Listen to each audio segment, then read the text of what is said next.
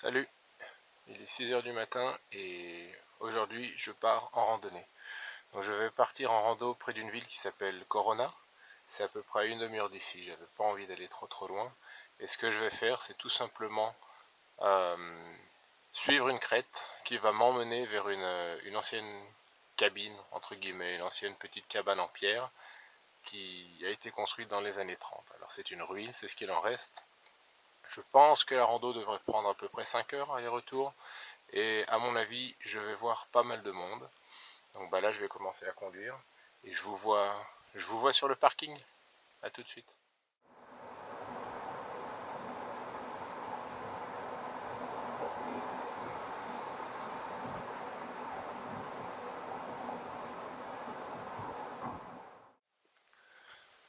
Le début du sentier est juste à côté d'une rue. Donc on se parque, on se gare sur cette rue. C'est pour ça que j'ai pas filmé, parce qu'il n'y a rien de vraiment exceptionnel. Le parking est gratuit, ce qui est un avantage. Par contre, il y a pas mal de monde. C'est un coin qui est pas mal couru localement. Et c'est pour ça qu'il va y avoir pas mal de vététistes et pas mal de personnes. Ok, ici on a une idée de la marche que je veux faire. Donc là-bas, dans le petit col, on voit des antennes. C'est là-bas que j'ai l'intention d'essayer de pousser au minimum. Le chemin, la route plutôt que je vais suivre est juste devant un flanc de colline. Donc ça va quand même monter pas mal. Ça va être en plein cagnard. Donc je vais bientôt mettre mon chapeau. Et juste devant, là en bas, ça s'appelle Tillman Canyon. C'est le canyon de la mine d'étain. Et c'est une petite rando facile, familiale, qui est très suivie ici. D'ailleurs, dans quelques heures, ce sera vraiment rempli, même par des familles, des enfants, parce qu'en fait, ça suit le canyon, c'est très joli d'ailleurs, et ça permet d'accéder des anciennes entrées de mines. J'ai d'ailleurs une vidéo sur cette petite randonnée. C'est une randonnée relativement facile, ça prend 2 ou 3 heures aller-retour, et c'est très joli. Mais moi, c'est pas là que je vais aller vers la droite. Voilà, ça c'est l'entrée qui emmène à la petite rando des mines d'étain. Et moi, ce que je vais faire, c'est tout simplement aller ici. Donc, je ne vais pas trop filmer, je serai en plein cagnard. Il fait déjà très chaud, il est même pas 8 heures du matin et je pense qu'il doit bien faire déjà 25 degrés. Donc voilà, on se voit là-haut.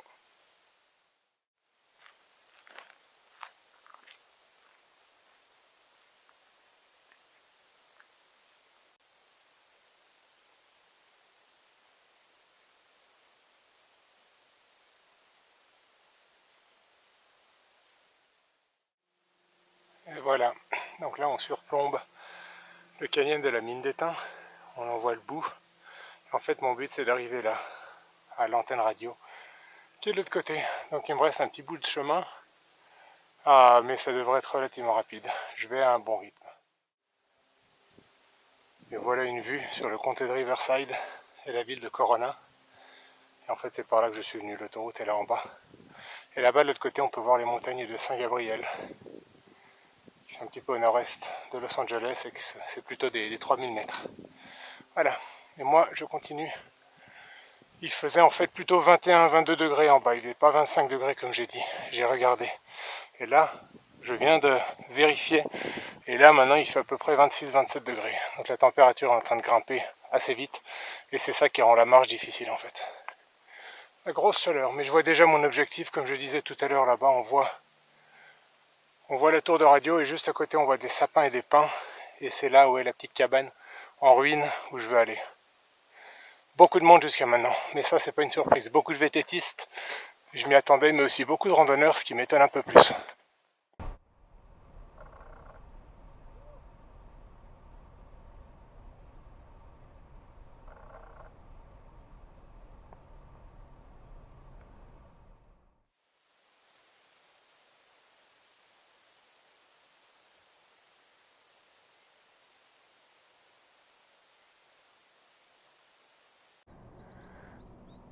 Et voilà l'un des risques de venir faire de la voiture ici. Sauf que ça se voit que ça fait un petit moment que c'est là. C'est un vieux modèle.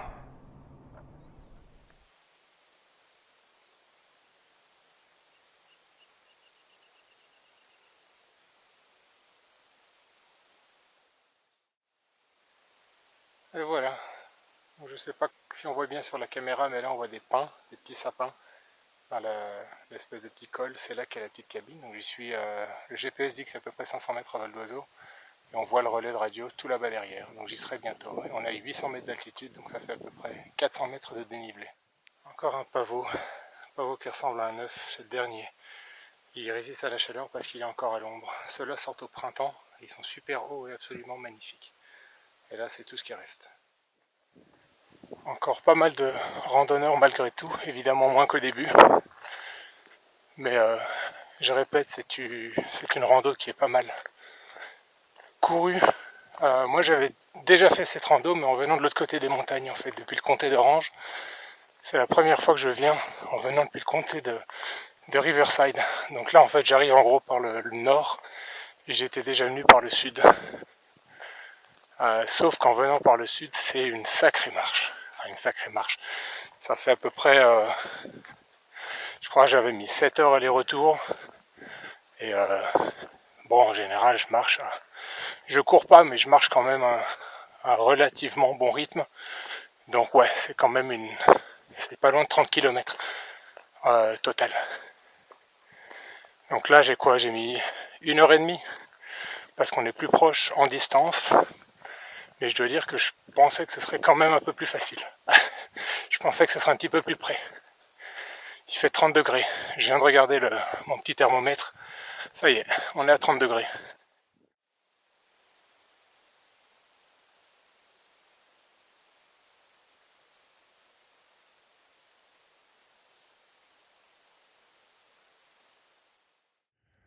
La première fois que je vois des arbres, des fruits de manzanita. Les manzanitas sont des arbres dont beaucoup sont originaires d'ici. Il y a différentes espèces. Ce sont des arbres qui poussent littéralement dans le sable, au creux des collines et qui n'ont pas besoin d'eau pour pousser. Ce sont des arbres assez incroyables. Et j'avais jamais, enfin, je savais que ces arbres donnaient des petits fruits, d'où leur nom de manzanita. Mais c'est la première fois que je les vois. Sauf que là, ils sont pas mûrs. Je ne sais pas si ces fruits sont comestibles ou pas. J'en suis pas sûr. Je ne sais pas. Mais voilà. Et autant que je sache, ces fruits sont censés devenir rouges. Voilà. Comme quoi, on en découvre tous les jours. On en apprend tous les jours. Et voilà. Donc ici, je vois la route par laquelle j'étais arrivé. Là-bas, c'est le comté d'Orange, avec évidemment l'océan.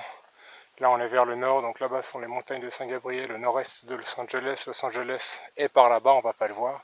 Mais bon, en gros, l'océan est par là-bas. Et donc, c'est par là que j'étais arrivé. Par le sud en gros. Voilà les ruines de cette petite maison.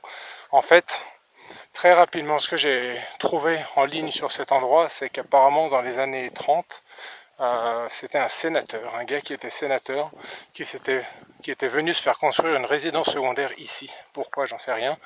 Mais voilà, il avait une résidence secondaire et en fait les ruines qui restent, bah, c'est ça. Il avait même l'électricité, il avait même une piscine à l'époque. Moi je sais pas si c'était une grande piscine ou pas. Donc voilà, le mec, son nom de famille c'était Beek, B-E-E-K. C'est pour ça qu'ici ça s'appelle Beek's Place.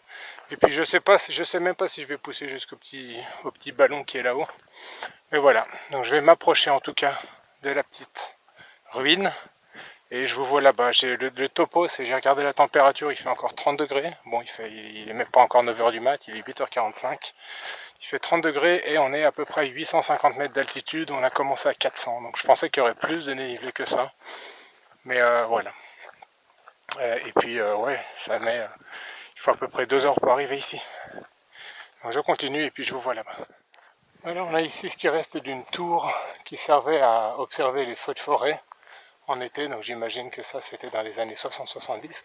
Et en fait je vois qu'ici cette cabine, bah, c'est complètement fermé. En fait le terrain appartient encore à la famille du gars qui a fait construire ça dans les années 30.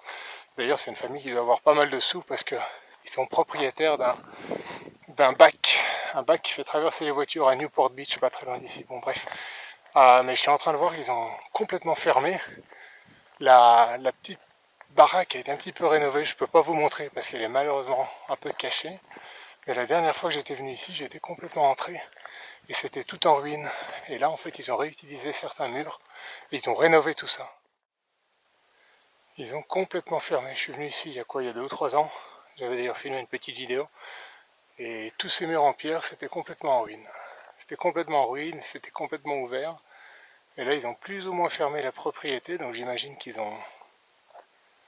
Je sais pas s'ils vont refaire d'autres trucs, mais voilà. Ils ont complètement refait la petite cabane. Bah, dis donc. Bon, bah, quoi qu'il en soit, je vais juste pousser jusqu'au ballon, parce que la dernière fois que j'étais venu ici, j'étais tellement mort que je ne l'avais pas fait. Mais là, ça va, il est encore tôt. Et je suis arrivé de toute façon. Donc je vais monter jusqu'au petit ballon, juste pour dire que je l'ai fait.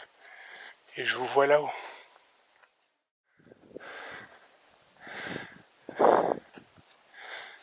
Et voilà.